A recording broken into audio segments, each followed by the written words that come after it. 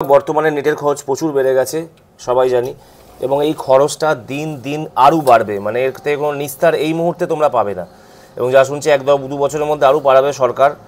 তো সরকারের তো কোনো মায়া দেওয়া নেই, সেটা বলার কথা। কিন্তু আমরা কি করে চেষ্টা করব যে নেটের খরচ আমরা বাঁচাবো, কি করে নেটের খরচ বাঁচিয়ে আমরা ফেসবুক ইউজ করতে পারি। তো ফেসবুকের এমন দুটো সিস্টেম আছে, ফেসবুকের মধ্যেই আছে, সেটা যদি তোমরা ইউজ করো। আজকে এখন অনেকে যেমন মাসে প্রতিদিন 2 GB ডেটা তোমাদের মারতে হচ্ছে, গায়ে খুব লাগছে, অনেক বেঁচে গেছে, 350 টাকার উপরে হয়ে গেছে, পার ডে 2 GB করে পাবে। দরকার নেই, পার ডে 1 GB রিচার্জ করো। তো ফেসবুকের এমন একটা সেটিংস আমি তোমাদের শিখিয়ে দেবো, ওই সেটিংসটা তোমার অন করে দিলে, ওই সেটিংস দুটো অন রাখলে তোমার নেট একদমই খাবে না। নেট তোমার মানে 1 GB যদি নাও না পার ডে, 1 GB নেওয়ার খরচ আরও কম।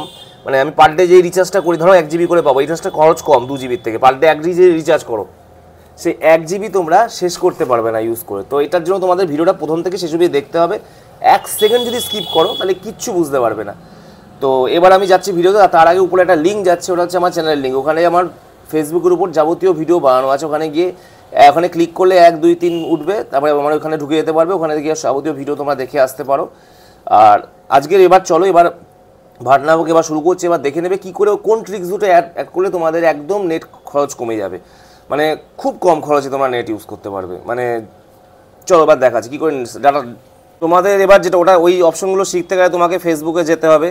ফেসবুকে একদম উপরে ক্লিক করতে হবে। স্বাভাবিকভাবে তোমাদের প্রথমে আসতে হবে settings and privacy. Settings and privacy বলে একটা অপশন আছে। সেটিংস অ্যান্ড প্রাইভেসি অপশনে আসার পর সেটিংস অপশনে আসবো। তো সেটিংস অপশনে আসার পর তোমাদের একটু নিচে নামলে একটা অপশন দেখতে পাচ্ছ, মিডিয়া বলে একটা অপশন লেখা আছে, দেখতে পাচ্ছ মিডিয়া। বেশি কিছু না, মিডিয়াতে ক্লিক করবে। এখানে দেখবে ডাটা সেভার বলে একটা অপশন দেখতে হবে, এটা আমার টিক মার্ক আছে, তোমাদের এটা জায়গাটা তো ফাঁকা থাকবে।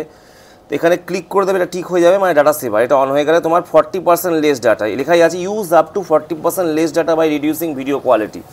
মানে তোমার ভিডিও কোয়ালিটি নর্মালভাবে আসবে, দেখতে পারবে, কিন্তু তুমি যেটা দেখা সেটা বুঝতে পারবে। তো এইটা ডাটা সেভার অফ করা মানে অন করা করে দেবে।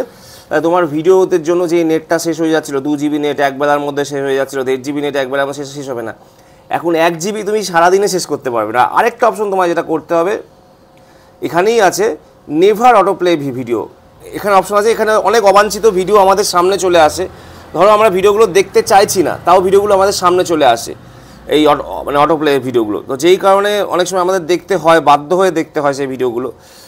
তো ওগুলো আমরা কী করি, আমরা যদি এই auto play option, never auto play video অপশনটা এটা যদি চালু করে দিই, তাহলে অবাঞ্ছিত ভিডিওগুলো তোমার সামনে আসলেও ভিডিওগুলো চালু হয়ে যাবে না। কারণ ভিডিও যদি চালু হয়ে 2 সেকেন্ডও চালু হয়ে যায়, কী হবে, সেখানেও তোমার কিছুটা নেট কেটে নেবে।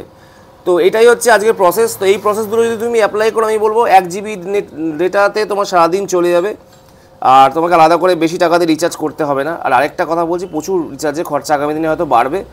তো সেটার জন্য BSNL কোনো উপায় না, এখন একটাই উপায় তোমাদের বলতে পারি, তোমরা ওয়াইফাই লাইন ইউজ করতে পারো। ওয়াইফাই ছাড়া আর কোনো ওয়ে নেই, এটাই হচ্ছে একমাত্র উপায়। কারণ ভারত সরকার আরও আমাদের বাঁশ দেওয়ার জন্য রেডি আছে। তো সাবধানে থেকো সবাই, আর এই উপায়গুলো অবলম্বন করো, তোমার নেট অনেক খরচ নেটের কম হবে।